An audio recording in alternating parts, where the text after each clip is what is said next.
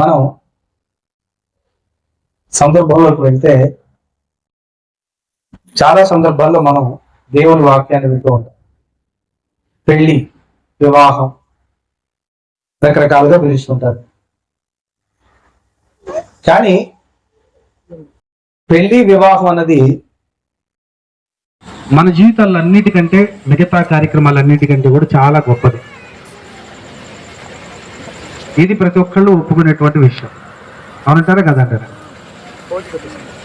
బైబిల్ని మనం చదువుతున్నప్పుడు బైబిల్లో కూడా వివాహం అన్ని విషయాల్లో జ్ఞానమైందని చెప్పాడని మనం చదువుకుంటూ ఉంటాం.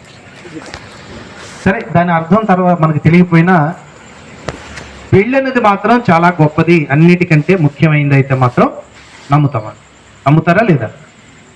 నమ్ముతారు. కానీ గొప్పది అంటే అర్థం ఏంటి? అది మనకు తెలియాలి.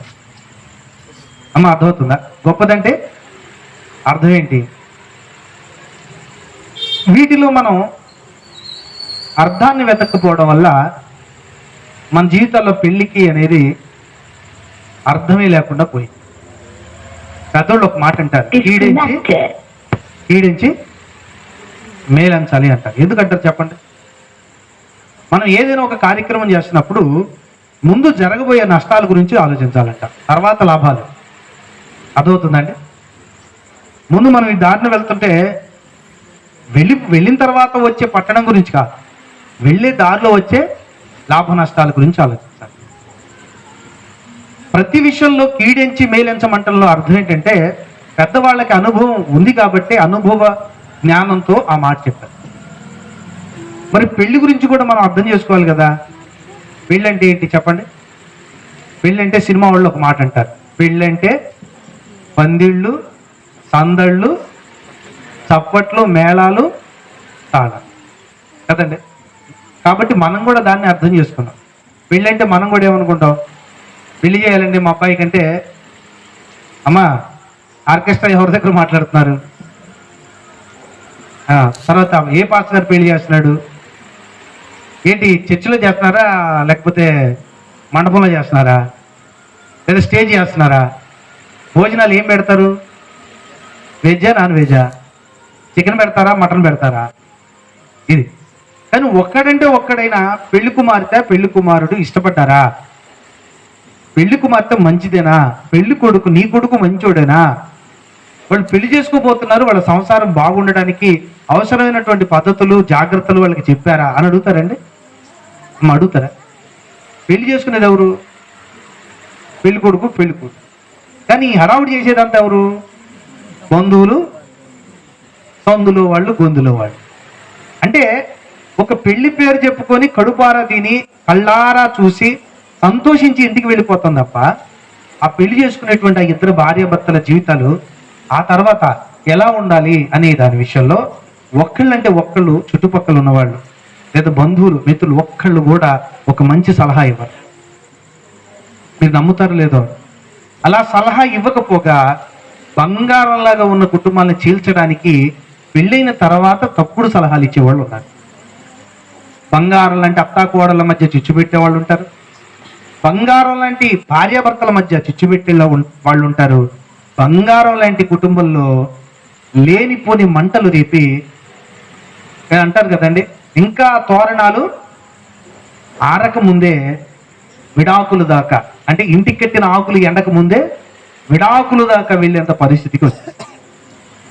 ఇవన్నీ అర్థం చేసుకోవడంలో మనం ఎక్కడ విఫలమైపోయామంటే, పెళ్ళి అంటే ఏంటో తెలుసుకోకపోవడం మనం చేసిన తప్పు. అమ్మ, అర్థమవుతుందా? ఇప్పుడు మనం చదువుకున్నాం కదా చాలాసార్లు, పెళ్లి పత్రికల మీద కూడా రాసుకుని ఉంటాం. మరి శ్రీకాంత్ పెళ్లి పత్రిక మీద కూడా రాసే ఉంటారు, ఏమని? వివాహము అన్ని విషయాల్లో ఘనమైనది. అంతే కదమ్మా? అన్ని విషయాల్లో అంటే చెప్పండి, అన్ని విషయాల్లో అంటే అర్థం ఏంటి? ఏం అర్థం చేసుకున్నాం మనం? మనిషి యొక్క జీవితంలో ఉన్న మిగతా అన్ని కార్యక్రమాల కంటే పెళ్లి చాలా గొప్పది అని కదా మనం అర్థం చేసుకున్నాం. అంతేనా? ఇదే కదా మనకు అర్థమవుతుంది. కాబట్టి పెద్దవాళ్ళంతా, అరే పెళ్ళి ఏదైనా ఎప్పుడైనా జరుపుకోవచ్చు, పుట్టినరోజు అంటే మళ్ళీ జరుపుకోవచ్చు, ఘనంగా, కానీ పెళ్ళి ఒక్కసారి వస్తుందా అంటారు. కానీ వాడు 4-5 పెళ్ళిళ్ళు చేసుకుంటాడు తర్వాత. పెళ్ళి ఒక్కసారే వస్తుందరా అని చెప్పి ఘనంగా చేయాలరా అంటాడు పక్కడు. పెళ్లి చేసుకునే వాడికి నొప్పి, అప్పులు తేవాలా, ఎక్కడ చేయాలా, ఏం చేయాలని వాడు బాధపడుతుంటాడు. ఈ పక్కింటి వాడు ఏమంటాడంటే, ఏం ఆర్కెస్ట్రా లేకుండా నన్ను పెళ్లి చేస్తా. ఏం పెళ్ళిరా అది? చికెన్ పెట్టకుండా పెళ్లి చేస్తావా? ఏం పెళ్ళిరా అది? పెళ్లి చేసేవాడికో పెళ్లి కుటుంబానికో, పెళ్లి కుటుంబం లేదా తల్లిదండ్రులకో లేని బాధ వీడికి ఎక్కువైపోతుంది. ఎందుకంటే వాడి సొమ్ము అయితే కదా, పక్కింటి వాడు సొమ్ము తిని బాగా దొరలాడాలని వాడి ఆలోచన. అప్పులు తీసుకొచ్చి పెళ్లి చేసి వీళ్ళు మళ్ళీ అప్పులు తీర్చలేక ఆ అప్పుల కోసమే తగులు అడుగుని విడిపోతారు. అర్థమవుతుందండి? ఎవరు చేసిన పని ఇది? పెళ్లి మన కోసం చేసుకోకుండా పెళ్లి మంది కోసం చేసుకుంటాం.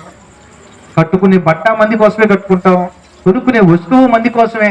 ఫ్రిడ్జ్ కొన్నాం అనుకో, దాన్ని పిలిచి వదినా బాగున్నావా, ఇప్పుడు పలకన వాళ్ళని కూడా పిలిచి పిలుపుతాం. ఏంటంటే రా లోపలికి రావేంది అని లోపలికి తీసుకెళ్ళి ఎప్పుడు ఇవ్వని దానివి చల్లటి నీళ్ళు ఇస్తావు, ఇచ్చి చెబుతావు మీ అబ్బాయి తీసుకొచ్చిండ ఫ్రిడ్జ్ అడిగిందావా అని నీ తాపత్రయం. అది ఆ వదినరా అని అప్పుడే పట్ల ఆరేసి నేను తీస్తూ ఉంటావు. ఏంటంటే చూడు రంగు మా భలేపోతని వదిన మురికి అని అంటాం. ఆమె అడిగిందా వాషింగ్ మిషన్ తెచ్చాడు మీ అబ్బాయిని చెప్పడానికి? మనం కట్టుకునే బట్ట దగ్గర నుంచి వేసుకునే ప్రతిదీ మంది కోసమే, తినే తిండి కూడా, బ్రతికే బ్రతుకు కూడా. కనీసం పెళ్ళైనా వాళ్ళ కోసం చేసుకుంటే జీవితాంతం బాగుంటారు కదండి.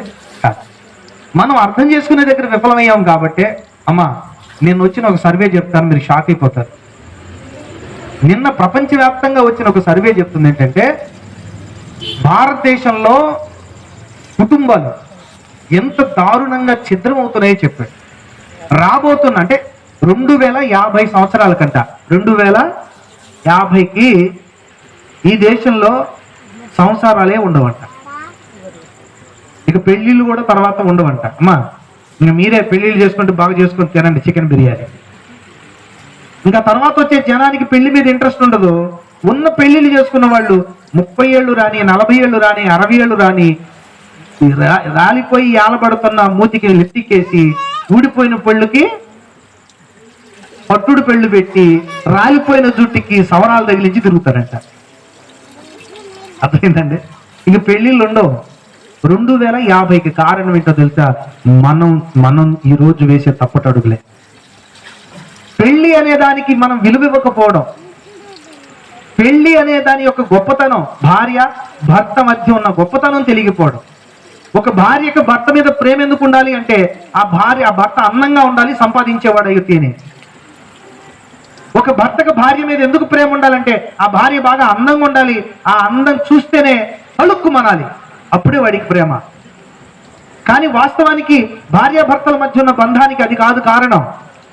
భార్యాభర్తల మధ్య ఉన్న బంధానికి కారణం ఏంటంటే, వారిద్దరిని కలపడం వల్ల దేవుడు ఏ సంకల్పంతో వాళ్ళని పెళ్లి చేశాడో ఆ పెళ్లి వలన, వాళ్ళిద్దరి వలన ఈ భూమి మీదకి దేవుని రూపంలో ఒక బిడ్డ రావాలి అన్నదే దేవుని ఆలోచన. అందుకే వాళ్ళిద్దరి కలయిక వలన బిడ్డ రావడం అనే ఒక ప్రక్రియను దేవుడు పెట్టాడు. అంటే మీ ఇద్దరి వల్ల ప్రపంచం కలుగుతుంది. మరి ఆ ఇద్దరే కలవకుండా ఉంటే పిల్లలు ఉంటారా? పిల్లలే లేకపోతే ప్రపంచం ఉంటుందా? అమెరికా దేశంలో ఇదే పరిస్థితి. పెళ్లి చేసుకోకుండా సంబంధాలు పెట్టుకొని అడ్డంగా కడుపు తెచ్చుకొని ఆ బిడ్డని చంపడానికి 6-7 నెలలు అబార్షన్ చేయించుకుంటారు వాళ్ళు. ఇప్పుడు ట్రంప్ అనే ఆయన వచ్చి ఎందుకు ఇది తప్పు అంటే, ఆ ట్రంప్ అన్న వాడిని వ్యతిరేకించడం కోసం ఆడవాళ్ళు బట్టలు పూర్తిగా విప్పి రోడ్ల మీద తిరుగుతూ జుట్టు కట్ చేసుకొని, ఒక ఆమె అయితే అప్పుడే తన కడుపులో ఉన్న బిడ్డని ఇట్లా తీసి ఇట్లా చూపించింది. నమ్ముతారా మీరు? అమ్మో అక్కడ కదా అనుకుంటున్నారా?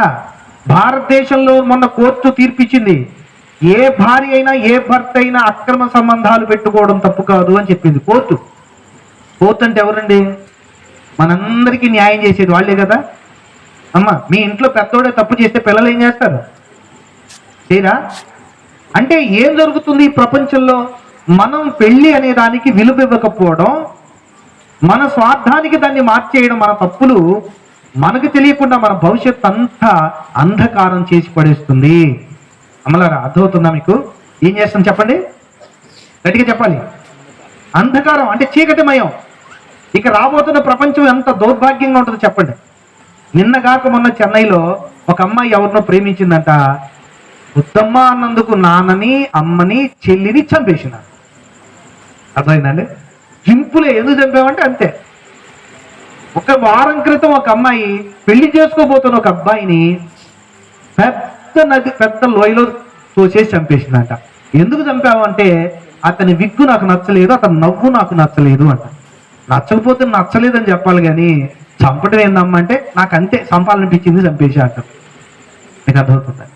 అంటే మనుషుల మనసులు ఎంత తీవ్రంగా మారిపోతున్నాయో ఆలోచించండి. మనుషుల ఆలోచనలు ఎంత భయంకరంగా మారిపోతున్నాయో చూడండి.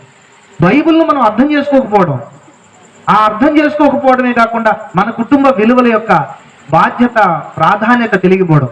నా భర్త ఎంత గొప్పోడు, నా భార్య ఎంత గొప్పదని తెలుసుకోకపోవడం. భర్త బాగా ఉండాలంటే సినిమాలో కనపడుతున్న ప్రభాస్ అంత ఉండాలి, అట్లుంటేనే భర్త. ఏమెంత ఉంటది? ఇంతే ఉంటది. 3 అడుగులు ఉన్నామకి ఎట్లుండాలి భర్త? 6 అడుగుల. మరి మీ ఆయనకు అప్పుడు సౌందర్యానో ఆ సిమ్రానో కావాలను కూడా చెప్పమ్మా. ఏం 3 అడుగులు ఉండదు. పళ్ళు చూస్తే ఎకరం దున్నొచ్చు, ఎకరం.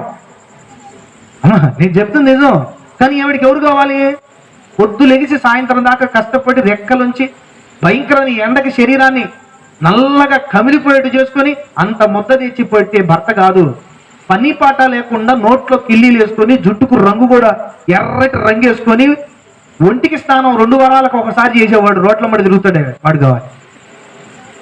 నేను చెప్తుంది అబద్ధం కాదు. ఎందుకంటే కుటుంబం యొక్క విలువ తెలియని ఏ పెళ్ళైనా కొత్త కాలానికి అది పెటాకులే అవుతుంది. మీరు నమ్ముతారు లేదో, విడాకుల శాతం, విడిపోవడం శాతం రోజు రోజుకి పెరుగుతూనే ఉంది. మనం సంతోషంగా పెళ్లి చేస్తాం, కానీ ఇద్దరు కలవడానికి వెళ్ళిన మనసులు కలవల, ఇద్దరిని మాత్రం గదిలో పెట్టి తలుపేస్తాం. మనసులు కలవని మనుషులు ఎంతకాలం కలుస్తుంటారు మీరు చెప్పండి? సాధ్యమాది? కుదరనంత కాలం ఉంటారు, కుదిరినప్పుడు ఎగిరిపోతారు. అందుకే బైబిల్ చెప్తుంది, ఒకసారి చదవండి. హెబ్రీయులకు రాసిన పత్రిక 13వ అధ్యాయం. చాలా మంది ఏమంటారంటే వివాహం అన్ని విషయాల్లో ఘనమైనది అంటారు. కాదు, ఘనమైనదిగా చూసుకోవాలంటాడు. ఘనమైనది కాదు అమ్మ, అర్థమవుతుందా? వివాహాన్ని ఘనమైనదిగా చేసుకో అంటాడు. అంటే సలహా ఇస్తున్నాడు. అరే పెళ్లి చాలా గొప్పదిరా అంటలా, గొప్పగా చేసుకోరా అంటున్నాడు. మనమే అంటున్నాం చేసుకోరా అని తీసేసి గొప్పది అని కట్ చేసుకొని పెళ్లి పత్రికల మీద రాసుకుంటున్నాం. అమ్మ, అర్థమవుతుందా? ఎందుకు గొప్పది వివాహం? పెళ్లి అనేది ఎందుకు గొప్పది? ఎందుకు గొప్పదంటే చదువునైనా అక్కడ అన్ని విషయాలలో అన్న దగ్గర ఒక పుట్టినట్టు ఉంటుంది చూడండి. అందరిలో అంటే అన్ని విషయాల్లో అంటే అర్థం పెళ్లి కంటే, పెళ్లి పుట్టినరోజు కంటే, దినం కంటే, పుష్పావతి కార్యక్రమాల కంటే, మిగతా కార్యక్రమాల కంటే గొప్పదని కాదు. వివాహం అనేది అంటే, వివాహం అంటే అర్థం ఏంటంటే భార్యకి భర్తకి, అంటే ఒక అమ్మాయికి ఒక అబ్బాయికి భార్యాభర్తలుగా మధ్య ఉన్న బంధాన్నే వివాహం అంటారు. అమ్మ, అర్థమైందా? పెళ్లి కాదు. పెళ్లి వేరు, చెప్పండి, వివాహం వేరు. పెళ్లి అంటే ఏంటి? పెళ్లి అంటే ఏంటి? మత్తయి సువార్త 28వ అధ్యాయం 38వ వచనంలో ఉంటుంది, చదవక్కర్లేదు. నోవాహు దినాల్లో పెళ్లికిచ్చుటయు పెళ్లి చేసుకున్నటయు ఉంటదంట. అర్థమవుతుందండి? నోవాహు దినాల వలె యేసయ్య వచ్చేటప్పుడు పెళ్లికిచ్చుటయు పెళ్లి చేసుకున్నటయు. పెళ్లి అంటే అర్థం ఏంటంటే ఈ కార్యక్రమాలు, ఈ తంతులన్నీ. కానీ వివాహం అంటే అది కాదు. వివాహం అంటే అర్థం ఏంటంటే భార్యకి భర్తకి మధ్య ఉన్న బంధాన్నే వివాహం అంటారు. ఈ బంధం అనేది ఎంత గొప్పదిరా అంటే అందరికంటే గొప్పది అని చెప్తున్నాడు దేవుడు. అమ్మ, అర్థమవుతుందా?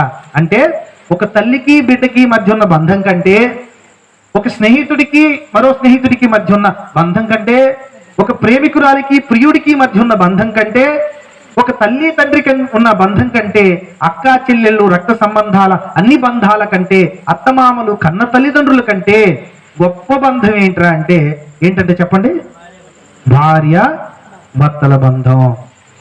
ఎందుకు గొప్పది అంటే ఈ ప్రపంచాన్ని నిర్మించడానికి అదొక సంతానోత్పత్తి కేంద్రం. అది దేవుడే నియమించిన అద్భుత కేంద్రం. అది ఈ ప్రపంచంలో ఎన్ని వస్తువులు తయారు చేసినా, ఎన్ని అద్భుతాలు, ఎన్ని టెక్నాలజీలు, రంగురంగుల వలయాలు సృష్టించినా ఒక్క ప్రాణం ఉన్న మనిషిని పుట్టించగలరా? అది దేవుడు పుట్టించే ఇతర యంత్రాలను తయారు చేశాడు. వాళ్ళే భార్య భర్తలు. ఆ భార్య భర్తల ద్వారానే పిల్లలు పుట్టే ఒక తంతుని దేవుడు పెట్టాడు. అది మరి ఎవరి వల్ల సాధ్యం కాదు. ఆ పిల్లలు పుట్టడం అంటే అర్థం ఏంటంటే ఈ ప్రపంచంలో ఉన్న అన్ని వనరులు తన కడుపును పుట్టిన ఈ మనుషులందరూ అనుభవించాలన్నది దేవుని ఆశ. అందుకే సంతానం అనేది పెట్టాడు. అందుకే ఆదాములో నుండి భార్యను తీశాడు. ఏమమ్మా, ఆదాముని మట్టి నుంచి చేసిన దేవుడు మరొక మట్టి ముద్ద తీసుకొని అవ్వని చేయలేడా? చేయగలడా? లేదా? కానీ చేయకూడదు. ఎందుకంటే ఇంకొక మట్టి నుంచి తీస్తే వాళ్ళు రెండు ప్రపంచాలు అవుతారు. ఒక్క మనిషి నుండే రావాలి. ఆ ఒక్క మనిషికి పుట్టిన వాళ్ళందరూ ఒక్కటిగా ఉండాలి. ఆ ఒక్క మనిషిని నుండి పుట్టిన వాళ్ళు, అరే మనందరం ఒక్క శరీరంలోంచి వచ్చాంరా, మనందరం ఒక్కటేరా, మనందరు తల్లిదండ్రులు ఒక్కటేరా, మనందరం ఒక్కటేరా అనే ప్రేమ పుట్టాలి. ఆ ప్రేమ వాళ్ళ మధ్యలో ఉండాలి. అందుకే దేవుడు ఒక్క మనిషి నుంచే పుట్టించాడు. ఆ ప్రేమ మనందరికీ కలగాలని. అందుకనే దేవుడు నిన్ను వలే నీ పొరుగు అని ప్రేమించంటాడు. ఎందుకంటే ఒక్కడు కూడా వేరుగా పుట్టలేదు. ప్రతి ఒక్కడు ఒక్క తల్లి కడుపులో నుండే వచ్చాడు. అమ్మా, అర్థమవుతుందా? ఆ తల్లి కడుపులో నుంచి రావడం కోసం పెట్టిన ఒక విధానం అది.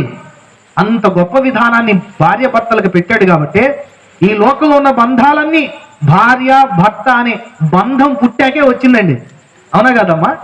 ఆదాము హవ్వ భార్య భర్తలు పుట్టాకే కదా హేబేలు కయ్యిన్ అని ఇద్దరు అన్నదమ్ములు వచ్చారు.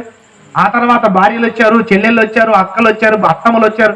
ఏలు విడిచిన కాలు విడిచిన మేనమావ కొడుకో చెల్లెలో తల్లో వీళ్ళందరూ ఎట్లొచ్చారు? భార్య భర్తల బంధం ద్వారానే వచ్చారు. అందుకే దేవుడికి చాలా గొప్పది.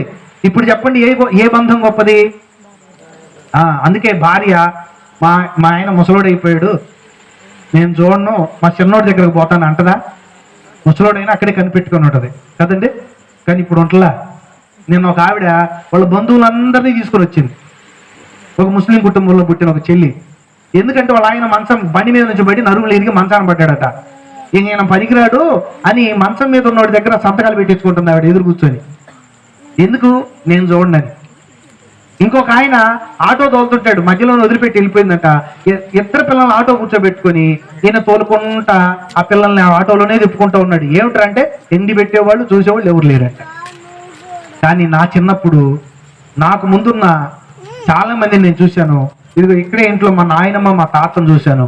ముసలిది చచ్చిపోయే దగ్గరలో కూడా తన భర్త పట్ల ఎంత శ్రద్ధ చూపించేదో నాకు ఇప్పటికీ తలుచుకుంటే అట్లాంటి మహాతల్లులు ఎక్కడ దొరుకుతారు ఈ రోజుల్లో అనిపిస్తుంది. ముసలోడిని అప్పటికి ఆమె బాగోలేదు, ఆమె ఆరోగ్యం సరిగా లేదు, ఆమెనే చూపిస్తున్నాం.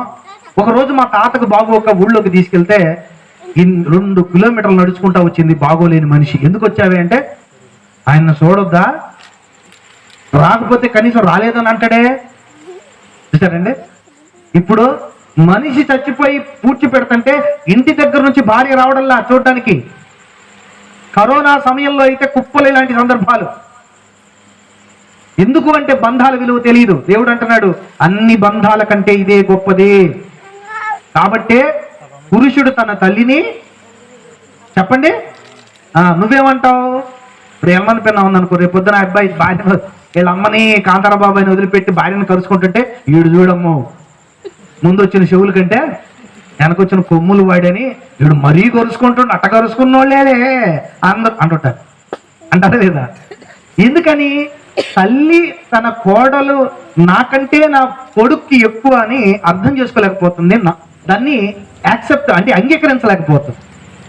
అందుకనే భార్యకు పువ్వులు తెచ్చినా, కాయలు తెచ్చినా, చెప్పులు తెచ్చినా ఏమంటది చెప్పండి? నాకెప్పుడైనా తెచ్చావారా అంటది. అప్పుడు నేను ఒక ప్రశ్న అడగాలనుకుంటున్నా, నీకు మా నాన్న తెస్తాడు కానీ నేను ఎందుకు తేవాలమ్మా అని. అప్పుడు ఏం చెప్పుద్ది? అవును, అప్పుడు మా అత్తమ్మని మా మామని కనపడకుండా మీ నాన్న తెచ్చేవాడు. మరి ఇప్పుడు ఎవరు కావాలి? వాళ్ళ ఆవిడకి వాళ్ళ ఆయన కావాలి, అంతే కదా. కానీ మరి నీ కళ్ళు ఎందుకు కొడుతున్నాయి? నువ్వు అంగీకరించలేకపోతావు. ప్రతి చిన్నదాన్ని పెద్దది చేసే మనస్తత్వం. చూడండి, ఏ కుటుంబంలో అయిన సమస్యలు ఎక్కడొస్తాయో తెలుసండి, వాళ్ళిద్దరి మధ్య కంటే అటున్న ఇటున్న ముసలం ముఖీల నుంచి వస్తాయి. అదవుతుందండి. ఏంటి అంటే, అమ్మో అల్లుడు పలకలేదమ్మో అంటది ఆవిడ. అల్లుడు వరకు సరిగ్గా ఏందమ్మో ఉరిమి చూసిండు అంటది. ఉరిమి చూస్తేనే, ఉరిమి చూసినందుకే సంవత్సరాలు పోతాయి. అమ్మ అర్థమైందా? ఆ పిల్ల పొద్దున్నే లేవట్లేదు. విచిత్రం ఎట్లా ఉంటుందంటే, ఒక ఆవిడ ఫోన్ చేస్తుంది వాళ్ళ అవతలున్న బంధువుకి. ఏమని చేస్తుందంటే, వదిన నా కూతుర్ని కొంచెం జాగ్రత్తగా చూసుకో వదిన అది చిన్నప్పటి నుంచి గారాబంగా పెరిగింది, సరిగ్గా పని చేయలే, అన్నీ నేను చేసుకుంటూ వచ్చా. కొంచెం నీ కూతురు అనుకొని చెప్పి చేయించుకోమంట. ఇప్పుడు అదే కొత్త కోళ్ళు ఇంటికి వచ్చింది అనుకో, ఏమంటుంది తెలుసా అండి? యాడొచ్చి వచ్చిందండి, ఇది పనికి మాలింది, సరిగ్గా పని నేర్చుకోలేదు, పని నేర్పలేదు. మీ అమ్మ మీ బాబు పనికి రాని నీ కూతురికేమో చెప్పు చేయించుకోవాలా, కానీ నీ కోడలకు మాత్రం పప్పులు ఎత్తుంటావా? బుద్ధి ఉందా నీకు? బుద్ధి ఉందా? కడుపుకు అన్నమే తింటున్నావు. నీ కూతురు ఒకలాగా, నీ కొడుకు ఒకలా, నీ కోడలు ఒకలాగా. 18 సంవత్సరాల నుండి శాశ్వతంగా దూరం అయ్యే కూతురు గురించి అంత ఆలోచిస్తావే? నీ దగ్గర శాశ్వతంగా నువ్వు చచ్చేదాకా నీ పడుకున్నా లేచినా నీ సేవ చేసిన కోడల గురించి ఎంత ఆలోచించాలి మీరు చెప్పండి? నీ కూతురుకు ఎన్ని లోపాలున్న కడుపులో పెట్టుకుంటావు, నీ కోడల్ని చిన్నదైనా కడుపులో దాచుకోలేవు, కక్కుతుంటావు. ఎప్పుడు అవకాశం దొరికిద్దా పంచాయతీలు పెడదాం, తీర్పులు తీరుద్దాం, అమ్మో మీ అమ్మ ఇట్టమ్మో, మీ కూతురు ఇట్టమ్మో, మీ ఏమన్నా జ్ఞానం ఉందా? అదే నీ కూతురికి అట్లా జరిగితే న్యాయం లేదా నీకు? గుర్తుపెట్టుకో, నీకంటే నీ కొడుక్కి నీ కోడలు ఎక్కువ. గుర్తుపెట్టుకో, అది నువ్వు చెప్పిన శాసనం కాదు, అది దేవుడు రాసిన శాసనం. ఒకసారి ఎఫెసీయులకు రాసిన పత్రిక చదువుదాం. ఎఫెసీయులకు రాసిన పత్రిక 5వ అధ్యాయం తీశారమ్మా? ఇక్కడ చదువుదాం. 31వ వచనం. ఈ హేతువు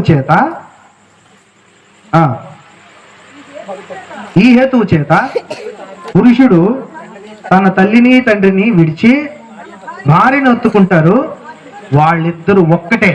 గుర్తుపెట్టుకో, వాళ్ళిద్దరేంటి? ఇద్దరు కాదు. ఈ ప్రపంచంలో ఒక్కటి అని చెప్పుకోవడానికి 2 శరీరాలు కలిచే ఒకే ఒక బంధం ఉన్నది. చెప్పండి, కడుపులో నుండి వచ్చిన బిడ్డ కూడా ఒక్కటి కాదు, కానీ ఎక్కడో కడుపులో పుట్టొచ్చి నీ శరీరంతో కలిసిపోయిన నీ భార్య నీ భర్తే ఒక్కటే. ఎవరన్నారు ఈ మాట? ఎవరన్నారమ్మా? నిన్ను నన్ను పుట్టించిన దేవుడు చెప్పాడు. ఆయన మాటకి ఎదురు చెప్పడానికి నీకు ఎక్కడి రైట్స్? నువ్వేమంటావు? తల్లిని కాదని తండ్రిని కాదని నీకు అదే ఎక్కువైందా అంటావు. కానీ దేవుడు అంటున్నాడు, అమ్మా ఆమె ఎక్కువ అని. నువ్వు మీ ఆయనకి ఎక్కువైనప్పుడు నీ కోడలు నీ కొడుక్కి ఎక్కువే. నువ్వు నీ భర్తను యాక్సెప్ట్ చేసినప్పుడు నీ కొడుకును కూడా యాక్సెప్ట్ చేయాలి. ఎందుకంటే వాళ్ళ బంధాన్ని నువ్వు కలిపించడానికి ప్రయత్నించాలి, విడగొట్టడానికి కాదు. ఎందుకంటే బైబిల్లో యేసయ్య అన్నాడు, ఎదుగో పురుషులారా నీ భార్యను హత్తుకొని నీ భార్యను నీ సొంత శరీరంలాగా ప్రేమించు. ఏంటి చెప్పండి? ఎందుకంటే యేసయ్య తన భార్యను ప్రేమించాడు. ఎట్లాగో తెలుసా? తన భార్య అనే సంఘాన్ని ప్రేమించేటప్పుడు ఈ సంఘం మంచిగా లేదు, ముడతలు, దాగులు, గాయాలు, చెత్త చెదారం పెరిగిపోయి ఉంటే అంత దరిద్రాన్ని భర్త అయిన సంఘాన్ని భర్త అయిన యేసయ్య బాగు చేసుకొని శుద్ధి చేసుకొని తన ఎదురు నిలబెట్టుకున్నాడు. మంచిదని కాదు. నువ్వేమంటావు? చిన్న లోపం కనబెడితే వదిలిపెట్టమంటావు. కానీ యేసయ్య ఏమంటున్నాడు? చదవండి ఒకసారి 22వ వచనం, 25 నుంచి చదవండి. పురుషులారా, 25వ వచనం, పురుషులారా మీరును మీ భార్యలను ప్రేమించుడి, అటువలనే ఎట్లా మీ భార్యలను మీరు ప్రేమించినట్టే యేసయ్య కూడా తన సంఘాన్ని ప్రేమించి, చూడండి, కళంకమైనను ముడతలున్నాయి అట్లాంటివి ఏదైనాను లేకుండా పరిశుద్ధమైనదిగా నిర్దోషమైనదిగా మహిమగల సంఘముగా తన ఎదుట నిలబెట్టుకున్నాడు. అర్థమవుతుందా? అంటే చెప్పి చేసుకొని నేర్పించాడు. మనం మారు మనసు పొందక ముందు రౌడీలు, దొంగలు, వ్యభిచారులు, హంతకులు ఉన్నారు. వీళ్ళందరినీ క్షమించుకొని మార్పు కోసం ప్రయత్నించి మార్చుకొని ఏం చేశాడు చెప్పండి? ఏం చేశాడు? పరిశుద్ధంగా నిలబెట్టుకున్నాడు. ఇప్పుడు ఎవరైనా ఉన్నారు అట్లా? ఎక్కడ అవకాశం దొరికిద్దాం మళ్ళీ వెంటనే పెళ్లి చేసుకున్నాం రెడీగా ఉన్నారు. నిజం. మీరు నమ్ముతారో లేదో, భారతదేశంలో విడాకుల శాతం పెరిగిపోయింది చిన్న చిన్న కారణాలకే. ఎందుకు విడిపోతున్నారు చెప్పమంటారా? చెప్పమంటారా? ఇందాక మనం చదువుకున్న దగ్గరికి వెళ్దాం రండి ఒక్కసారి. హెబ్రీయులకు రాసిన పత్రిక 13వ అధ్యాయం 4వ వచనం మళ్ళీ చదవండి. వివాహము, బాగా గుర్తుపెట్టుకోండి, వివాహం అంటే ఇక్కడ పెళ్లి కార్యక్రమాలు కాదు, భార్యకి భర్తకి మధ్య ఉన్న బంధం. ఇది బాగా గుర్తుపెట్టుకోండి. ఇది తెలియక పాస్టర్ గారులు కూడా చాలా మంది ఏం చేస్తున్నారంటే పెళ్లి కార్డు మీద రాస్తున్నారు, పెళ్లికి మా వివాహమునకు మిమ్మలను ఆహ్వానించుచున్నాము గొట్టిపాటి రవికుమారు, ఇంకో చోట పిల్లి సులోచనమ్మ, గద్ద రకం ఏదో పేర్లు పెట్టేసి కొట్టేసుకుంటున్నారు చకటక. బాబు దాని అర్థం అది కాదు. వివాహము అంటే వాళ్ళిద్దరు ఒక్కటయ్యాక అయ్యేది. అర్థమైందండి? చదవండి. ఏంటి? వివాహం అన్ని విషయాలలో ఘనమైనది గాను, బాగా గుర్తుపెట్టుకోండి, పాన్పు అంటే ఏంటి? పెళ్ళైన తర్వాత మనం సందాలు చదివింపుల కోసం వేసే పాన్పు అనుకున్నారా? ఏమా పాన్పు అంటే చాలా మందికి తెలియదులా. ఒక ఆయన అంటున్నాడు, పెళ్ళి అయిపోయినాక బైబిల్ చెప్తుంది పాన్పు పెట్టాలి. వీరేంద్ర పెట్టలేదు, పాన్పు పెట్టొద్దా, తెల్ల రంగులే పెట్టాలి అయితే అంటున్నా ఆయన. ఎందుకంటే బైబిల్లోనే ఉంటే మహాస్వామి ఇట్లాంటి వాళ్ళందరూ బైబిల్ చెప్పడం వల్ల అర్థం కాకుండా పోయింది. పాన్పు అంటే అదే అర్థం కాదు, భార్య భర్త పడుకునే సమయం. ఏంది అంత పచ్చిగా చెబుతున్నావు అనకండి, అట్లా చెప్పకపోతే అర్థమై సాగుదాం. అమ్మా అర్థమైందా? మీ అందరు చదువుకున్న వాళ్ళు తెలిసిన వాళ్ళు కాబట్టి చెబుతున్నా. వాళ్ళిద్దరూ ఉండేటువంటి ప్రాంతాన్ని ఏమంటారు? పాన్పు. ఎట్లా ఉండాలంటే అది నిష్కళంకంగా ఉండాలి. అది పెళ్ళండి. అర్థమవుతుందండి? ఎందుకు ఈ మాట అన్నాడు? కింద చదువుతున్నాయన. ఎందుకంటే వేశ్యాసంగులు అంటే చాలా మంది వేశ్యలతో ఆసక్తిగా వేశ్యల వెంట పడుతున్నారు, వ్యభిచారులు అయిపోయారు. అందుకనే దేవుడు కోరుతుంది ఏంటంటే మీ వివాహం ఘనంగా ఉండాలి అని. ఎందుకన్నాడు ఆ మాట అంటే అనేక మంది ఆ బంధానికి విలువ ఇవ్వకుండా వ్యభిచారులు అవుతున్నారు. అర్థమవుతుందా? మనుషులందరూ ఆ బంధం గొప్పదని తెలియక, తల్లిదండ్రులే నేర్పక, చిన్నదానికి పెద్దదానికి వాడట కలిసి ఉంటాడులే అమ్మ, ఆ అమ్మాయి 10 దాకా నిద్రపోద్ది అంట ఒక ఆమె చెప్పటం. నిజమండి. ఆమె మాట్లాడుతుంటే పళ్ళు ఎట్టుంటే మన మీద వర్షమే పడుతుంటది. ఆ పళ్ళు వేసుకొని ఎట్టపడిచి ఉంటుంది. వదిన ఎట్ట నువ్వు చెప్పు, 10ంటికి అమ్మ లేచేది, 10ంటికి లేస్తే కూడా విడాకులు తీసుకుంటారండి అమ్మా. ఇంకొక ఆమె అంటది అసలు ఉప్పే ఉండదమ్మా కూరలో, అందుకు విడాకులా. అసలు నేను ఎంత బాగా తింటాను అమ్మాయి దొన్న మాంసం, అది వండటమే రాదు ఆ అమ్మాయికి. నేను దొన్న మాంసం వండకపోతేనే విడాకులా అంటే అర్థం పర్థం లేని కారణాలండి. బైబిల్ ఏం చెప్తుందో తెలుసా? వ్యభిచార కారణము తప్ప. ఏంటి చెప్పండి? వ్యభిచార కారణము తప్ప. అయినప్పటికీ అలాంటిది ఉన్నా కూడా భర్త క్షమించుకొని మచ్చైనను డాగైనను ఉన్న ఎడల వాటిని క్షమించుకోమంటాడు ఆయన. అమ్మ అర్థమవుతుందా మీకు? ఇప్పుడు చెప్పండి క్లియర్ గా. ప్రతి చిన్నదానికి విడాకులు ఇవ్వచ్చా? దేవుని చెప్తే. ఎందుకంటే ఒకరోజు యేసయ్య దగ్గరికి యూదులు వెళ్ళి ప్రశ్నిస్తారు, బోధకుడా పరిత్యాగ పత్రిక వ్రాయవలనని మోషే చెప్పుచున్నాడు కదా అని. అప్పుడు యేసయ్య అంటే ఎవడరా మాట చెప్పింది? మీ హృదయ కాఠిన్యము వలన ఆ మాట చెప్పబడిందే గాని మొదటి నుండి అలా లేదు. ఏముంది మొదటి నుండి అంటే, ఒక పురుషుడు తన తల్లిని తండ్రిని విడిచి భార్యను హత్తుకొనును, వారు ఏక శరీరమై ఉందురు అని ఉంది. మరి పరిత్యాగ పత్రిక అనేది ఎందుకు ఇచ్చారు? ఎందుకంటే మీరు వ్యభిచారులు అయిపోయారు కాబట్టి, మీరు కఠిన చిత్తులైపోయారు కాబట్టి. అమ్మ అర్థమవుతుందా? ఇప్పుడు చెప్పండి, ఏ బంధం గొప్పది చెప్పండి అమ్మా. మరి ఎందుకు విడిపోతున్నారు? ఎందుకు? ఎవరు కారకులు? దేవుడు వదిలిపెడతాడా? ఒక పచ్చని జంటని, కుటుంబాన్ని చీల్చే ప్రయత్నం ఇంటి పక్కోళ్ళు, ఇంటి ముందోళ్ళు, ఇంట్లో వాళ్ళు, లేకపోతే భర్త భార్య, లేకపోతే బంధువులు ఎవరు చేసినా దాని తాలూకు శాపం వస్తుంది, భయంకరమైన శాపం. ఎందుకో తెలుసా? దేవుడు అత్యధికంగా ప్రేమించి సృష్టి ప్రారంభంలోనే తన స్వచేతుల ద్వారా చేసిన కార్యక్రమం ఏదైనా ఉందంటే ఏంటది? భార్యాభర్తలను కలిపే వివాహం. మరి ఆ వివాహాన్ని దేవుడే ఒకటి చేస్తే దేవుడేమంటాడు? దేవుడు కలిపిన వారిని మనుషుడు మరి వేరు చేస్తే చెప్పాలి. దేవుని ఆజ్ఞను అతిక్రమిస్తే ఏమవుతుంది? చెప్పాలమ్మా. చెప్పరేనర్రా. ఏందర్రా? చెప్పరేందర్రా? పాపం కదా మరి అది. గుర్తుపెట్టుకోండి తల్లులారా, ఇది దేవుడు నియమిస్తున్న నియమం. ఇది సృష్టి ప్రారంభంలోనే దేవుడు సృష్టి చేసిన తర్వాతే అత్యధికంగా ప్రేమించి నిర్మించిన బంధం ఇది. దాని బంధం విలువ తెలియక పెళ్ళంటే సందళ్ళు, చప్పట్లు, తాళాలు, బొబ్బట్లు, భోజనాలు, లెగ్ పీసులు, ఇంకా ఆర్కెస్ట్రా. ఒకడు పెళ్లికి తాళి కట్టనని పోతుండండి. ఎందుకురా అంటే నాకు గుర్రం తీసుకురాలేదు, నాకు గుర్రం తేలేదు, నేను తాళి కట్టనని పోయాడు. వాళ్ళకి అప్పటికప్పుడు గుర్రం ఎక్కడి నుంచి దొరుకుతుందండి చెప్పండి? అప్పటికప్పుడు గుర్రం ఎక్కడి నుంచి దొరుకుతుంది? పాపం ఒక జట్టా వాడి దగ్గర గుర్రం ఉందని చెప్తే పరిగెత్తుకుంటూ వెళ్ళి, అయ్యయ్య మా వాడు తాళి కట్టనంటున్నాడు, దయచేసి గుర్రం ఇయ్యయ్యా, గుర్రం ఇయ్యయ్యా అంటే, సరే ఇస్తాలే కానీ జాగ్రత్త, నా గుర్రం తీసుకెళ్ళినట్టు తీసుకురండి. దాని ముందు ఎగరడం, డబ్బులు వాయించడం, సౌండ్ చేయడం చేశారు అనుకో, తర్వాత ఏం చేసిద్దో నాకు తెలియదు అన్నాడు అంటాడు.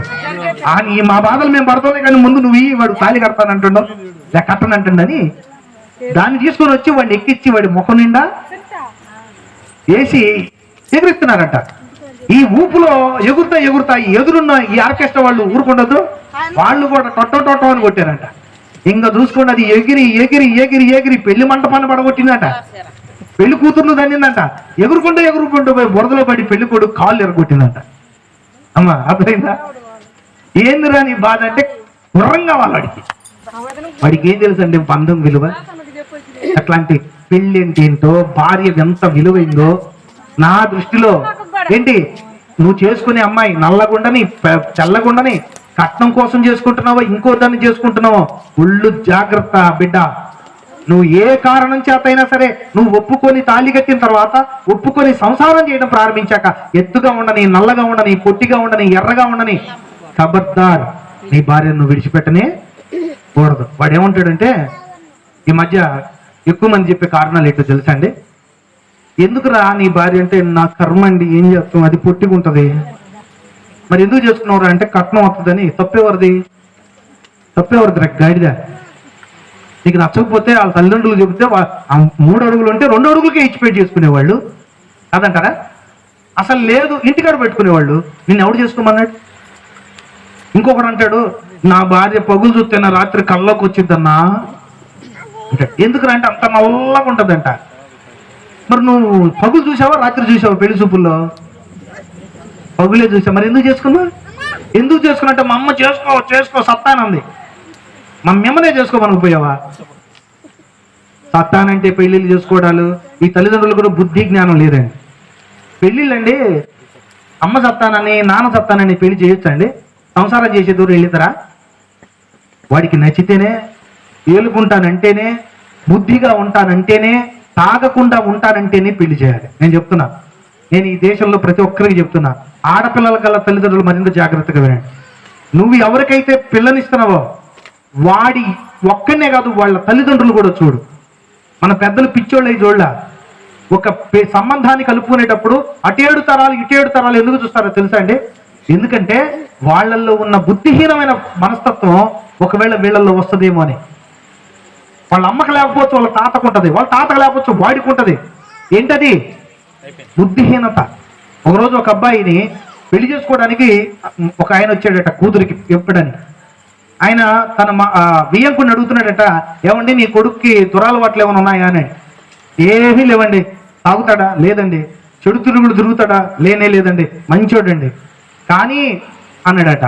అంటే ఇంకా కానీ ఏమిటండి, ఇంకా అసలు తప్పుడు ఆలోచనలు చెడ్డ అలవాట్లు లేనప్పుడు వద్దా ఇంకా ఏం చెప్పొద్దు, ఇంకా మా అల్లుడు కావాల్సిందే. కాదు బాబు, ఒక మాట చెప్పేది నువ్వు, కానీ మా ఊళ్ళో అన్నాడు. వద్దు ఇంకా చెప్పొద్దు, చేసుకుంటా అని చెప్పి చేసుకున్నాడట. చేసుకున్న తర్వాత వారానికి వచ్చి, అయ్యా వేంకులు గారు, మీ ఓడిందండి బాబోయ్, ఇంత దారుణంగా ఉన్నాడు, వాడిని ఎంత బాగా నువ్వు నాకు ఒక్క మాట అనే చెప్పలే, వాడు అట్లాంటి వాడని అంటున్నాడట. ఏమైందయ్యా అంటే, మంచినీళ్ళు తాగుతావా అంటేనేమో తాగనంటాడంట,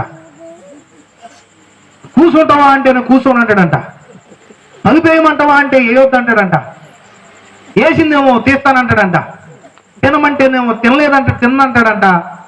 సరే తినలేదు కాబట్టి అడిగిన దాకుందామంటే ఎందుకు అడగలేదంటాడంట. ముప్పు తిప్పలు పెడుతున్నాడంట. కూర్చుంటే లేవమంటాడంట, లేమ్మంటే కూర్చుంటాడంట. ఆయన దగ్గర పోయి ఈడిందండి బాబోయ్ అంటే, వారి నాయన నేను ముందే చెప్పా, నేను చెప్తుంటే చెప్పనిచ్చావా, మాట్లాడిచ్చావా, పోనీ ఏమన్నావు నువ్వు, ఇంక చాలు అన్నావుగా, మరి ఏందండి మీ ఓడి పత్తి అంటే, అరే బాబోయ్ మా ఓడి ఏంటంటే ఒకటి చెబితే ఏందో వాడంతటి వాడు తెలుసుకోడంట. ఇది ఒక్కటి చాలండి జీవితం నాశనం కట్టడానికి. అమ్మా పిల్లల్ని కుటుంబాలు ఇచ్చేటప్పుడు మందు తాగుడు చెడు స్నేహాలు ఉన్నవాడిని కోటీశ్వరుడైనా దయచేసి ఇవ్వకండి. ఎందుకంటే వాడి ఇంట్లో కోట్లు ఉన్నా నీ బిడ్డ సంతోషంగా బతకదు. చెడు వ్యభిచారం ఉన్న వాడిని పొరపాటును కూడా ఇవ్వకండి. ఎందుకంటే నీ కూతురు కుక్కలాగదే పడి ఉంటుందని వాడు పొద్దులకిస్తే రోడ్ల మీద తిరుగుతాడు. వాడికి పొలం ఉంది కదా, స్థలం ఉంది కదా, రంగు ఉంది కదా, ఎత్తుంది కదా అని ఎప్పుడు చూడకండి. వాడి వ్యక్తిత్వాన్ని చూడండి. వాడు దేవుని నమ్ముకున్నాడు లేదా, దేవునికి లోబడుతున్నాడు లేదా చూడండి. ప్రార్థనకి వెళ్తున్నాడని కాదు, ప్రార్థనకి వెళ్తున్నా 90% మంది ఎక్కడున్నారో మీ అందరికీ తెలుసు. ప్రార్థనకి వెళ్ళడం కాదు అమ్మ, అర్థమవుతుందా? నీళ్ళల్లో ఉండడం కాదు, నీళ్లు అందులో ఉన్నాయో చూసుకోవాలి. 1000 సంవత్సరాలు అవుద్ది రాయి నదిలో వేయండి, నానుద్దమ్మా? చొక్క నీరు పోతే లోపలికి. చర్చిలకు వెళ్ళినా ప్రార్థనకి వెళ్ళినప్పుడు బతుకు మారదాం. అలాంటి వాళ్ళని పట్టించుకోవద్దు. ప్రవర్తన కనిపెట్టి నీ బిడ్డనివ్వమ్మా, దొరికేటి 2 ఎకరాలు ఉన్నాయండి, మా అమ్మాయి సమ్మక బతికిద్దని తీసుకెళ్ళి ఇచ్చామనుకో, 2 ఎకరాలు పెళ్ళిన 2 నెలలకి అమ్ముతాడు రోయినా. ఇక నువ్వు రోజు కూరకి భోజనాలకు పంపాలా. వాడు గుణవంతుడైతే ఇల్లు లేకపోయినా ఇవ్వచ్చు, గుర్తుపెట్టుకోడు. ఎందుకంటే బస్ స్టాండ్లో బతికినా సంతోషంగా బతుకుతుంది నీ బిడ్డ. దేవునికి స్తోత్రం. ఇది తెలియని తల్లిదండ్రులు ఎకరాలు కావాలి, మంచిదే. నా బిడ్డ దుఃఖపడకూడదు, ఏ ఆర్థిక నష్టం పొందకూడదు అని అనుకోవడంలో తప్పులేదు. కానీ గుణం లేని వాడికి ప్రయోజనం ఏంటి? గుణం లేని వాడికి ప్రయోజనం ఏంటి చెప్పండి. అందుకని మిత్రులారా, దేవుని బిడ్డలారా, దయచేసి ఆలోచించండి. దేవుడు చెప్తున్నాడు, ఈ కుటుంబాలు నిలబడాలంటే పెళ్లి యొక్క గొప్పతనం మనకు బాగా తెలియాలి. భార్యాభర్తల మధ్య ఉన్న బంధం యొక్క గొప్పతనం మనకు తెలియాలి. చాలా మందికి తెలియదు. ఎందుకంటే ఆ తెలియకుండా చేసే తల్లిదండ్రులు, తెలియకుండా చేసుకునే ఆ యవ్వన దంపతులు బంగారం లాంటి జీవితాన్ని నాశనం చేసుకుంటారు. ఎట్లా నాశనం చేసుకుంటారంటే, భార్య అందంగా ఉన్న రోడ్ల మీద తిరిగే ఊర కుక్క, నల్లగా ఉన్న ఊర పందులు కూడా పడుతుంటారు. ఏందండి అట్లాంటి మరి చూడండి, భర్త అందంగా ఉంటాడు, భార్య అందంగా ఉంటుంది, మరి ఏం చూసి పరిగెత్తుతుంటారు ఈ రోడ్లు అమ్మటి పందులు అమ్మటి. ఎందుకంటే నీ భార్య వాళ్ళలాగా తిరగదు కదా, నీ భర్త వాళ్ళలాగా ఉండడు కదా. వాళ్ళలాగా ఎచ్చులు పడతా ఉంటే, ఎక్స్ట్రాలు పడతా ఉంటే, ఎగురెగురు నడుస్తూ ఉంటే నీకు నచ్చుతుంది. అదే నీ భార్య చేస్తే ఒప్పుకుంటావా? ఒప్పుకో. కానీ ఏంటి, నీకేం నచ్చుతుంది? అందుకే దేవుడు ఏమన్నాడు తెలుసా అండి? ఒకసారి సామెతల గ్రంథం, ప్రసంగి గ్రంథం, ఇలాంటి ఎన్నో జీవితాల నాశనం అయిపోవడానికి కారణం ఇదేనండి. దేవుని బిడ్డలారా, ప్రార్థనకి వెళ్తున్నప్పటికి కూడా లోకాశలు చావక కుటుంబాలని నాశనం చేసుకుంటున్న వాళ్ళు ఎక్కువ అవుతున్నారు ఈ రోజుల్లో. నువ్వు ఎన్ని చెయ్యి, నీ భర్త రోగం వచ్చినా, బాధ వచ్చినా, ఇబ్బంది వచ్చినా, కంటికి రెప్పలాగా కష్టమైన, నష్టమైన, కిడ్నీ తాకట్టు పెట్టైనా చూసుకునే నీ భర్తను నువ్వు ప్రేమించలేనప్పుడు, లోకంలో ఎన్ని మనుషులు ఎన్ని సుఖాలను అనుభవించినా చివరికి దాని తాలూకు శాపాన్ని నువ్వు పొందక తప్పదు. దాని తాలూకు నష్టాన్ని, దౌర్భాగ్యాన్ని నువ్వు పొందక తప్పదు. చచ్చిపోయేటప్పుడు చేసిన ప్రతి పాపానికి నీ శరీరం కుళ్ళి పురుగులు పట్టి నశించక తప్పదు. ఇది నేను చెప్తున్న మాట కాదు, బైబిల్ చెప్తున్న మాట. నీ భర్త ఎలాంటి వాడైనా నువ్వు ఒక్కసారి చేసుకున్న తర్వాత లోకంలో ఎవరెవరి కోసం పరిగెత్తొద్దు. అది వివాహ బంధాన్ని నాశనం చేసినట్టు అవుతుంది. ఎందుకంటే లోకంలో నీ భర్తనే కాకుండా లోకంలో మనుషులందరూ నమ్మకమైన వాళ్ళని నమ్మి ఒకరోజు నువ్వు నాశనం అయిపోతావు. గుర్తుపెట్టుకోండి. ఎందుకంటే లోకంలో ఎవ్వరు నీకు కట్టుబడి ఉండరు. అమ్మా చూడండి, రోగం క్యాన్సర్ వచ్చింది అనుకోండి, ఎవరు చూపిస్తారండి నీకు? అమ్మ నీకు చెప్పండి, ఎవరు చూపిస్తారు? నీ భర్త చూపిస్తారు, బయట చూపిస్తారా? కిడ్నీ పోయింది అనుకోండి, నీ భర్త వదిలిపెడతాడా? ఈడ్చుకుంటూ తిరుగుతూ ఉంటాడు. బయటోడు పళ్ళికి ఇచ్చి నువ్వు మొహానికి లిప్టిక్ వేసుకుని పౌడర్ రాసుకుని కులుక్కుంటూ తిరుగుతుంటే అప్పుడు వాడికి కావాలి తప్ప నీ రోగాలు రొప్పులు వాడికి అవసరం లేదు. కానీ నీ భర్తకు అవసరం, నీ భార్యకు అవసరం. నువ్వు మంచాన పడితే చూసేది ఎవరు చెప్పండి? ఎవరు? ఒక ఆయన భార్యని బిడ్డల్ని రోడ్లకు వదిలేసి తాను ఎవరో ఒక ఆవిడ నోరు జారి ఏదో అన్నదని మందు దాగి చచ్చిపోయాడండి. మా అర్థమైందా? ఎవరి కోసం? చూసారు ఎంత బాగుందో. మరి నీ భార్య 30 సంవత్సరాల నుంచి కనిపెట్టుకొని తాగి కొడుతున్నా, తిడుతున్నా, పడి నీ బిడ్డల్ని కాపాడుకుంటూ వస్తుందే, ఆవిడ మాత్రం బాగానే ఉంది. చచ్చింది ఎవరి కోసం?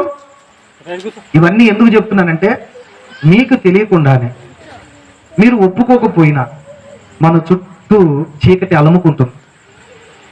ఒకరోజు మనం నాశనం అయిపోతాం. నేను చెప్తున్న మాట కాదు. ఇలా బోధించేవాళ్ళు లేక పైన మెరుగులకి పెట్టి కొడితే దెబ్బలు తగులుతాయి అని నెమలేకతో కొడుతున్నారు. దేంతో? నెమలేకతో. హాయిగా ఉంటది కదండి. నేనేం దేంతో కొడతా? చండ్ర కొడతా కొడతా. అందుకనే ఏందమ్మా అని చెప్పేదే, ఏందమ్మా అని చెప్పేది అంటారు. నేను చెప్పేది బైబిలే. నేను చెప్పే ప్రతిదానికి బైబిల్లోదే చెప్తున్నా. వాళ్ళు ఏం చెప్తున్నారు? ఇదేంతో కొడుతున్నారు? నెమలేక. దెబ్బ తగిలిద్దమ్మా నెమలేకతో. అది చదవండి ఒకసారి. ప్రసంగి గ్రంథం 1వ అధ్యాయం 2వ వచనం నుంచి చదువుదాం. భార్యాభర్తల లోకంలో రంగులు హంగులు పొంగులు చూసి నీ భర్తని నీ భార్యని కాదని బయట ప్రపంచానికి ఆకర్షితులై పతనమై కూలిపోయి నాశనమై ఎంతమంది జీవితాలు నాశనం చేసుకుంటారు. నీ చుట్టూ ఉంటారు, తెలియక అమాయకత్వంగా మోసపోయి పాపంలో పడుతుంటారు. భర్తని భార్యని భార్యని భర్త మోసం చేసుకుంటూ బతుకుతారు.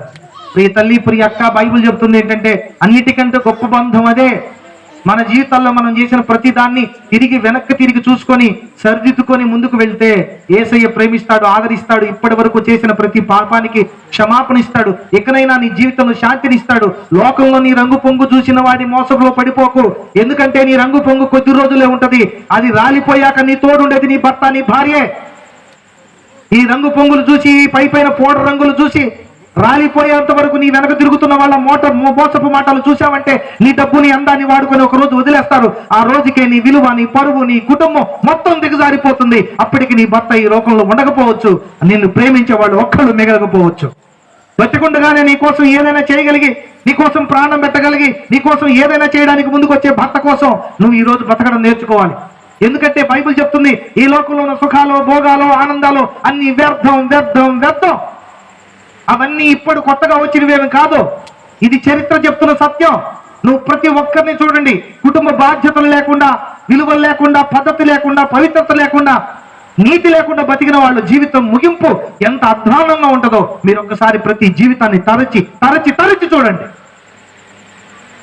ఎన్ని కుటుంబాలకు నాశనాలు, శాపాలు వచ్చి ఎంతమంది ప్రాణాలు అర్ధాంతరంగా యవ్వన ప్రాయంలో కోల్పోతున్నారో తెలుసా? ఈ దౌర్భాగ్యకరమైన పాపం వల్లే. పెళ్లి, వివాహం అనే గొప్ప బంధం విలువ తెలియని సమాజం రోజు రోజుకి వెలుగులైతే పెరుగుతున్నాయి కానీ మనుషులు, కుటుంబాలు చీకట్లోకి వెళ్ళిపోతున్నాయి. భార్యకి తెలియకుండా భర్త, భర్తకు తెలియకుండా భార్య, ఎవరికి వాళ్ళు నచ్చినట్టు, చూసింది చూసినట్టు, కోరుకున్నది కోరుకున్నట్టుగా, ఇష్టం వచ్చినట్టుగా బ్రతకడం, ఈ వివాహం అనే బంధానికి విలువ లేకుండా జీవించడం పతనానికి నాందైంది. కుటుంబాలు నిలబడం, ఒకళ్ళొకళ్ళు చంపుకోవడం ఎక్కువైపోతుంది. మనకు చిన్ననాడు మన ఊళ్ళల్లో, మన ఇళ్లలో ముసలవాడు చచ్చిపోతేనే ఊరంతా కలవరం చెందేది. కానీ మన ఇంటి పక్క చిన్నవాడు చచ్చిపోయినా కూడా మన పనులకు మనం వెళ్ళడానికి ముందు పడుతున్నాం. కారణం ఏంటంటే మనిషి ప్రాణాలకు విలువ లేకుండా పోయింది. నా చిన్నప్పుడు ఒక ముసలాయన చచ్చిపోతే అందరు గందరగోళమై పనులని మానుకొని చుట్టూ అక్కడే ఉండేవాళ్ళు. కానీ ఈరోజు పక్కింటి వాళ్ళు చచ్చిపోతే బజారు దాటించి పనులకు పరిగెత్తుతున్నారు. అంటే ప్రాణం విలువ లేదు, బంధాల విలువ లేదు, కుటుంబ విలువ లేదు, భార్యాభర్తల విలువ లేవు. సమాజంలో ఏ బంధానికి విలువ లేకుండా పోయింది. డబ్బు మాత్రమే విలువ. ఇందాక మనం ఎబ్రీ పత్రికలో చదివామా? అక్కడ ఏమన్నాడు? దేశాసంగులను, వ్యభిచారులు ఎక్కువైపోయారు. కింద ఏమంటున్నాడు చూడండి, ధనాపేక్ష. చదువు ఆయన, చదువు ఎబ్రీ పత్రిక 13వ అధ్యాయం. ధనాపేక్ష లేని వారై నీకున్న దాంతో సంతృప్తిగా బతకమంటున్నాడు. ఎందుకు ఈ వ్యభిచారం, ఎందుకు ఈ పాపం పెరుగుతుందో చెప్పండి? వేశ్యాతనం కోసం, డబ్బు కోసం. అంతేనా? చూసారా? ఉన్న దాంతో సంతృప్తి ఉంది. డబ్బు ఏం చేస్తామమ్మా? తినడానికి, ఉండటానికి. రోగం వచ్చి చచ్చావనుకో, నువ్వు దాచిన డబ్బులు వస్తాయా? పాపిష్టి పనులు చేసావు, ఇంకొకటి చేసావు, నువ్వు దాచింది ఎవడుకోపోద్ది. కానీ నువ్వు చేసిన పాపం మాత్రం నువ్వు చచ్చినా నీ వెంట వస్తుంది. అర్థమవుతుందా తల్లి? నువ్వు చేసిన పాపం నువ్వు చచ్చిపోయినా నీ వెంట పరిగెత్తుకుంటూ వస్తుంది. కానీ నువ్వు కష్టపడి పియ్యి పేడ సంపాదించి తప్పుడు పనుల ద్వారా సంపాదించిన డబ్బు ఒక్క రూపాయి నీ ప్రాణాన్ని కాపాడలేదు. ఒక్క రూపాయి నీ వెంట రాదు. నీ వెంట రాని డబ్బు కోసం, నీ కష్టాల్లో తోడుండని మనుషుల కోసం, నీ కోసం ఏమి చేయని సమాజం కోసం నువ్వు బతికి, నీ కోసం తాపత్రయపడే నీ బిడ్డల కోసం, నీ భర్త కోసం బతకలేక మోసం చేస్తూ ఎంతకాలం బతుకుతావు? చదవండి ఒకసారి ఏం చెప్తున్నాడు ప్రసంగి గ్రంథం. వ్యర్థము వ్యర్థము సమస్తము వ్యర్థమే. చదువమ్మా. భూమి కింద మనుషులు పడే పాటంతటి వలన కలుగు లాభం ఏంటమ్మా? నువ్వు సంపాదించుకునేది ఏంటి చెప్పు? తరం వెంబడి తరము గతించిపోతున్నది, భూమి ఒక్కటే ఎల్లప్పుడూ నిలుస్తుంది. నువ్వేదో ఎక్కువ కాలం ఉంటావనుకుని విర్రవీగుతున్నావేమో. సూర్యుడు ఉదయించును, సూర్యుడు అస్తమించును, తాను ఉదయించు స్థలమునకు మరలా చేరుటకు తొందరపడును. గాలి దక్షిణముకు పోయి ఉత్తరమునకు తిరుగుచు ఇట్లు మరలా మరలా మరలా తిరుగుచూ తన సంచార మార్గము తిరిగి వచ్చును. నదులన్నీ సముద్రంలో పడతాయి, అయితే సముద్రం నిండడం లేదే. నదులు ఎక్కడి నుండి పారిపోతున్నాయో అక్కడికే అవి ఎప్పుడును మరలిపోవును. ఎడతెరిపి లేకుండా సమస్తమును జరుగుతున్నాయి, మనుష్యులు దాని వివరింపజాలరు. చూచుట చేత అమ్మా ఈ చూసిందల్లా కావాలనుకుంటావు, తృప్తి ఉండదు.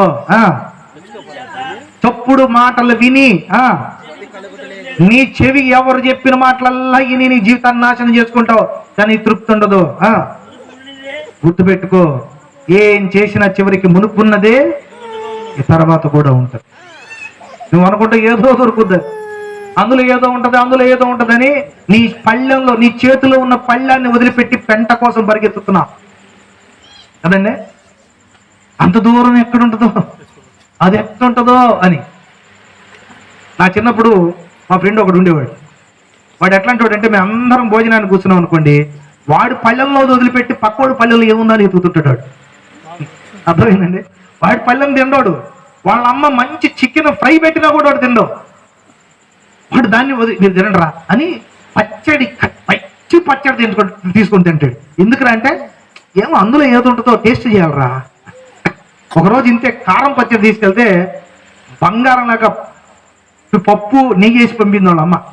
ఆ పప్పు నాకు ఇచ్చి కారం భయంకరమైన ఎండు కారం పచ్చడి తిని పొరబోయి దగ్గి దగ్గి దగ్గి దగ్గి కడుపు మంట వచ్చి ఒరే ఒరే ఏం పచ్చడి రా ఇది అంటున్నాడు. నేనేమో కమ్మగా నెయ్యి తినేశాను. అమ్మ అర్థమైందా? చాలా మంది ఇట్లాగే ఉన్నారు. పరిగెత్తకండి, పాలు దొరుకుతాయి, నిలుచున్న చోటే నీళ్లు తాగు. దేవుడు చెప్తున్నాడు, అమ్మా వివాహం అనేది అన్నిటికంటే గొప్పది. నీ భర్తను గుర్తుపెట్టుకుంటూ దేవుడు చెప్తున్నాడు, నీ దేవుణ్ణి ప్రేమించినట్టు నీ భర్తను ప్రేమించాలి. చర్చిలకు వెళ్తాం, ప్రార్థన చేస్తాం, దేవుడు అంటే అమితమైన ప్రేమ ఉందంటాం, కానీ భర్తను నిత్యము నిష్ఠూరంతో శాపిస్తాం. ప్రార్థనకి వెళ్తాం, వాక్యం చెప్తాం, నిత్యము భార్య చస్తే బాగుండు కొత్త పెళ్లి చేసుకుందాం అనుకుంటాం కదండి.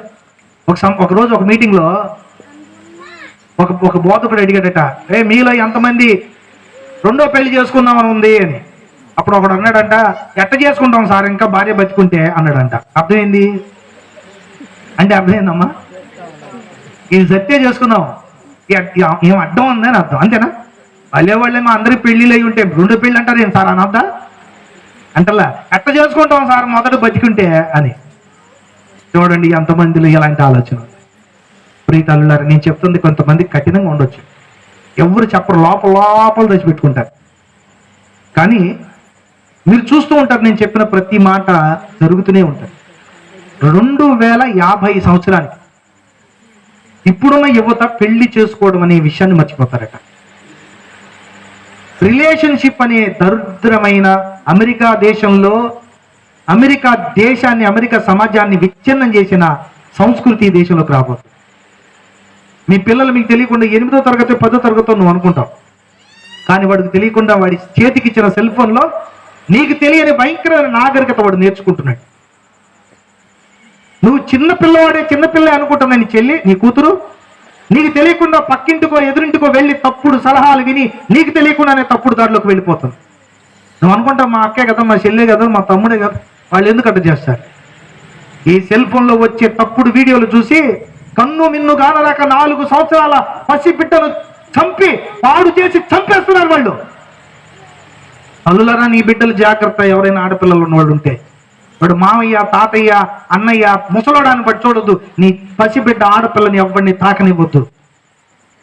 నేను చెప్తున్నా, అది మగపిల్లవాడిని అయినా సరే ఎవరిని దూరంగా ఉండడం అంతే. ఎందుకో చెప్పమంటారా? అంత దారుణం జరుగుతుంది తల్లి, అంత దారుణం. పసిబిడ్డను పాడు చేయడం కాదు, ఆ ఉన్మాద మనుషులకి, దుర్మార్గులకి ఆ పసిగుడ్డును చంపాలని ఎట్లా ఆలోచిస్తున్నారు అర్థం కావడంలా. పాడు చేయడం మీద చంపుతుంటే కన్న తల్లిదండ్రులు కడుపులు పగిలేలా, గుండెలు పగిలేలా ఏడుస్తుంటే బిడ్డ వస్తుందా అండి? ఎందుకు వచ్చింది? మీరు చూడండి, ఎక్కడ చూసినా ఈ వార్తలు. ఎందుకు? ఈ సెల్ ఫోన్లో వచ్చే తప్పుడు వీడియోల్ని ప్రతి వాడు, వయసుతో సంబంధం లేకుండా ప్రతి వాడు నిత్యం చేతుల్లో ఈజీగా వస్తుందని చూసి ఆ వ్యామోహం, ఉద్రేకం తట్టుకోలేక కంటి కనపడుతున్న కన్నం బిడ్డని చూడటలేదు, మనవరాలను చూడటలేదు, పక్కింటి పసిబిడ్డని చూడలేదు. కళ్ళు నెత్తికెక్కి వాడు చేసే పాపానికి అమాయకులైన వాళ్ళు బలైపోతున్నారు. దయచేసి నేను చెప్తున్న పిల్లరా, పరిస్థితులు చాలా దారుణంగా మారిపోతున్నాయి. మీకేం అర్థం కావట్లేదు. దారుణం అంటే మీకు ఎక్కడ కావాలంటే పెద్ద తుఫాన్ వచ్చి డాబాలు ఎగిరిపోతుంటే అది దారుణం అనుకుంటారు. కానీ మనుషుల మనసుల్లో వచ్చే దారుణమైన మార్పుల వల్ల కుటుంబాలు, మనుషులు చీలిపోయి ఒకరినొకరు చంపుకునేంత రాక్షసుల్లో తయారవుతున్నది మీకు అర్థం కావడంలా. ఎందుకంటే చెప్పేవాళ్ళు లేడు. ఎందుకంటే అందరూ ఆ రాక్షసులుగానే మారిపోయారు కాబట్టి. ఎవరు చెప్తారు చెప్పండి? ఎవరు చెప్తారు? పాస్టర్ అయినా సరే, నేను చెప్తున్నా, గుర్తుపెట్టుకోండి, ఈవెన్ పాస్టర్ అయినా సరే మీ ఇంటి లోపలికి తీసుకొచ్చి కూర్చోబెట్టు. నేను మీ అందరూ చెప్తున్నా, ఆడపిల్లలు ఉన్న వాళ్ళు, అలాగే యవ్వన ప్రాయంలో ఉన్న తల్లులు, పాస్టర్ గారు రండి లోపలికి వచ్చి కూర్చోండి అన్నారుకో, తప్పది. పాస్టర్ కావచ్చు, ఇంకొకటి కావచ్చు, కాలం బాగాలేదు, బయటే కూర్చోబెట్టి ప్రార్థన చేయించుకుని పంపించేసేయండి. మీ ఇళ్లలోకి వచ్చి ఎవరిని కూర్చొనివ్వద్దు. మీ బిడ్డలతో ఎవరితో మాట్లాడనివ్వద్దు. చాలా దారుణమైన పరిస్థితులు ఉన్నాయి. మీ ఇంట్లో మీరు రోజు చూసే వార్తల్లో వచ్చే సంఘటన నీ ఇంట్లో జరగకుండా ఉండాలంటే నువ్వేం చేయాలి? ఈ జాగ్రత్త తీసుకోవాలి. నీ బిడ్డ బలైపోతుంది. పెళ్ళిచ్చేటప్పుడు, పిల్లనిచ్చేటప్పుడు కూడా జాగ్రత్త. బంధువులా, ఇంకొకటి ఎవడో చెప్పాడా, వాడు ఎవడు చెప్పాడని ఇవ్వద్దు. అత్తమామలు కోపిష్టులా, మూర్ఖులా, కొంచెం మంచైనా చెడైనా వెనక ముందు తగ్గి సరిదిద్దుకునే వాళ్ళ, ఆదరించే వాళ్ళని చూసుకో. కోపిష్టులకి, మూర్ఖులకి ఇస్తే వాడికి మంచి చెడు తెలీదు. నీ బిడ్డలో చిన్న తప్పుతో కనబడితే చాలు వాళ్ళకి చంపడానికైనా ఏం చేయడానికైనా వెనకాడరు. కారణం ఏంటంటే ఈ సమాజం ఎవరినాళ్ళు పత్తిత్తుల మాదిరి అనుకుంటారు.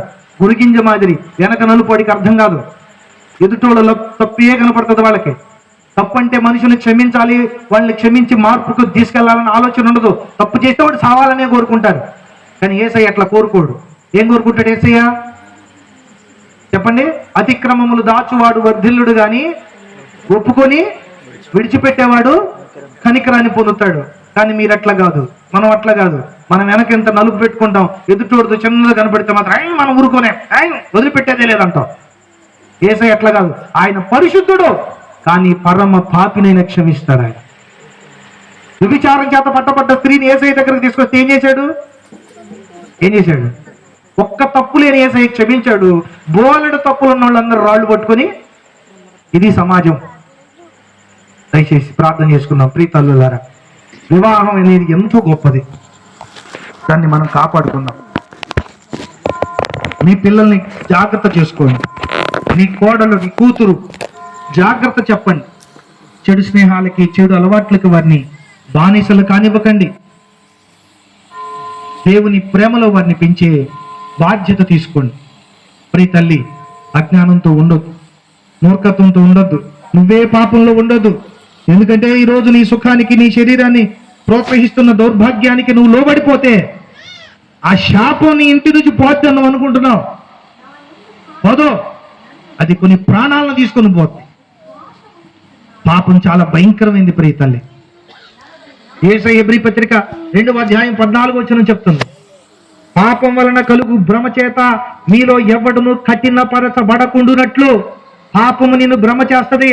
సాతాను నిన్ను భ్రమకు గురి చేస్తుంది. నువ్వు చేసే చెడును మంచి అని చెప్తుంది. ఈ వయసులో చేయక ఏ వయసులో చేస్తామంటది. నీకంటే ఎక్కువ మంది తప్పులోళ్ళు ఉన్నారు, నువ్వే పెద్ద తప్పుదానివి కాదు, తప్పుడుడి కాదు, ఏం భయపడొద్దని చెప్తుంది. ఇదంతా భ్రమ. పరిశుద్ధుడైన దేవుణ్ణి నీ జీవితంలోంచి పక్కకి లాగేసే భ్రమ.